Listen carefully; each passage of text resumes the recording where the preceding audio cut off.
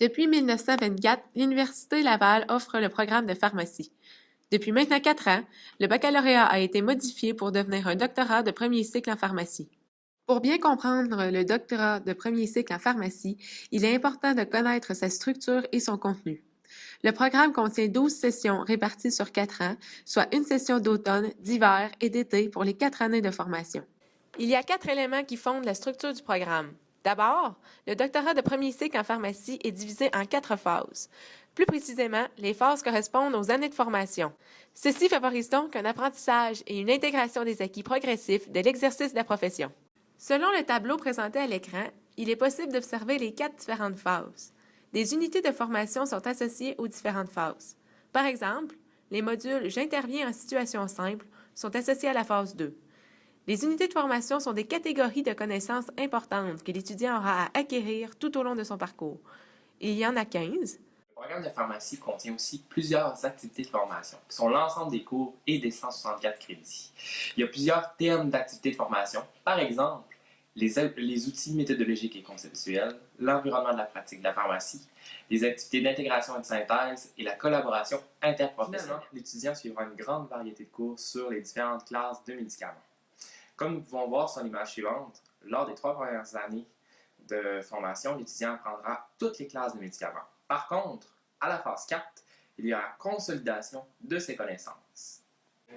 Le programme de doctorat de premier cycle en pharmacie contient 17 modules d'apprentissage en milieu professionnel, c'est-à-dire 17 stages.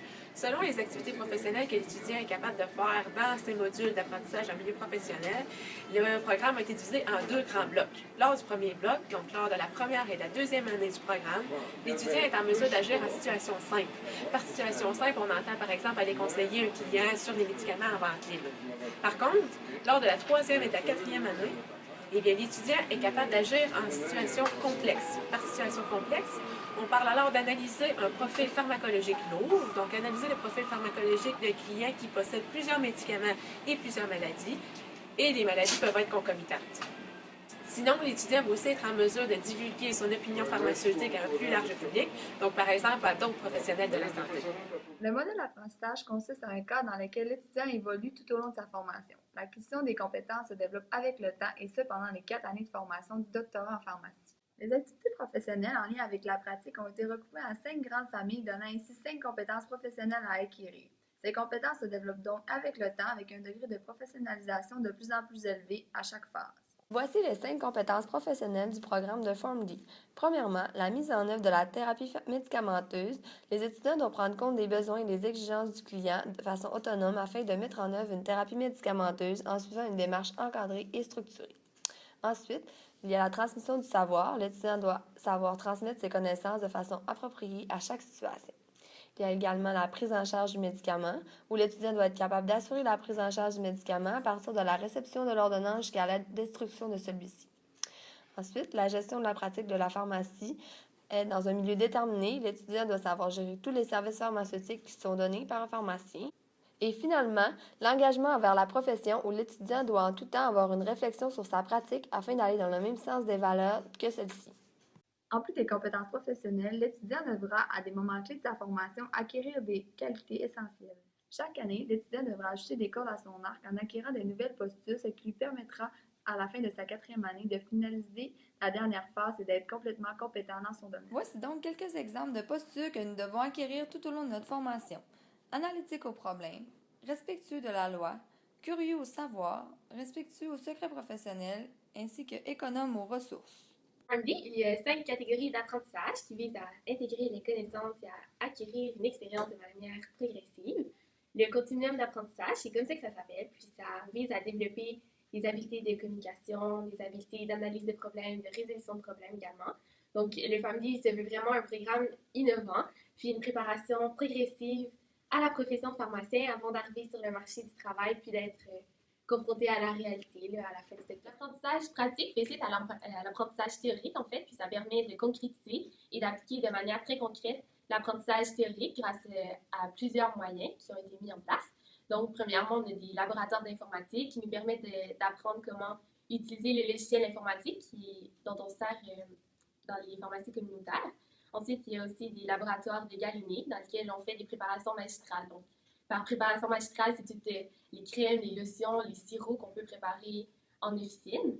On a également des laboratoires de préparation stérile. Puis finalement, dans les laboratoires Brunette, on fait des études de cas, des jeux de rôle. Puis en fait, c'est que les étudiants se mettent dans des situations. Puis on est organisé dans des laboratoires comme des petites pharmacies en fait. Dans l'apprentissage par simulation, on recrée des situations de la vie courante qu'on va avoir à faire face durant l'exercice de la profession de pharmacien. Donc, le but de ces apprentissages-là par simulation, c'est de vivre des situations, notamment, par exemple, des situations de stress qui reflètent la vie d'un vrai pharmacien. Donc, c'est ici, dans le laboratoire Brunette, qu'on va faire les simulations. Donc, comme on peut voir, c'est plusieurs petites pharmacies qui sont collées les unes aux autres. Donc, ça fait vraiment un reflet de la réalité. Au cours de ces 4 années de formation au PharmD, l'étudiant aura réalisé 41 semaines d'apprentissage en milieu professionnel, ce qui correspond en gros à des stages. Ils promettent en pratique les connaissances qu'il a déjà acquises, puis par la suite s'initier à des choses qui viendront plus tard dans sa formation. Le tout est géré par l'université et sous la supervision de chargés d'enseignement clinique. En gros, c'est des professionnels dans leur propre milieu qui vont pouvoir épauler et superviser les étudiants dans leur apprentissage en milieu professionnel. Saviez-vous que l'exercice de la pharmacie ne se limite pas qu'à la pharmacie de quartier? En effet, les perspectives de carrière sont diverses. La faculté s'est donc donnée pour mission de montrer le plus d'opportunités à ses étudiants. Bien entendu, les premiers modules d'AMT se dérouleront en pharmacie communautaire. Puis, l'étudiant sera amené au milieu hospitalier où il sera supervisé par un pharmacien qui a un rôle primordial dans le bon fonctionnement de l'établissement de santé. Ça ne s'arrête pas là. L'étudiant sera initié quelques semaines à un milieu connexe à la pharmacie. On peut alors parler de centre de recherche, d'enseignement ou bien chez des compagnies d'assurance. Peut-être découvrira-t-il un milieu stimulant qu'il n'avait jamais pensé. Qui sait? Pour finir, l'étudiant mettra à profit ses connaissances dans un milieu non traditionnel. Dans ce milieu, il n'aura pas d'acte pharmaceutique à réaliser, il ne sera pas en contact avec la même clientèle. Une bonne manière de parfaire des qualités qui lui seront essentielles en tant que pharmacien. Donc, en tant qu'ARE, j'ai la chance d'encadrer les étudiants tout au long de leur passage pendant leurs 4 années de doctorat en pharmacie. Grâce à la communauté d'apprentissage, ça permet un enseignement un peu plus personnalisé. On vient qu'à connaître mieux les étudiants. On peut mieux les encadrer, mieux les suivre dans leur parcours, répondre à leurs interrogations, que ce soit par rapport au programme ou en lien avec la profession. La force du doctorat en pharmacie est au niveau du développement par compétences. En effet, cela permet aux étudiants de développer des connaissances et des qualités qui lui permettront d'être un pharmacien accompli. Le PharmD est aussi un programme intéressant puisqu'il contient différents stages qui débutent dès la première année. Puis ces stages sont avantageux parce qu'ils permettent à l'étudiant d'acquérir beaucoup d'expérience. Il ne faut pas oublier qu'outre les études, le programme de pharmacie a aussi une vie facultaire très intéressante qui permet à l'étudiant de se faire un cercle d'amis et de collègues qui rendent son passage à l'université beaucoup plus agréable. Comme le président de l'Ordre des pharmaciens du Québec a mentionné, M. Bertrand Bolduc, on devient pharmacien petit à petit au moment même où on met les pieds dans la faculté de pharmacie.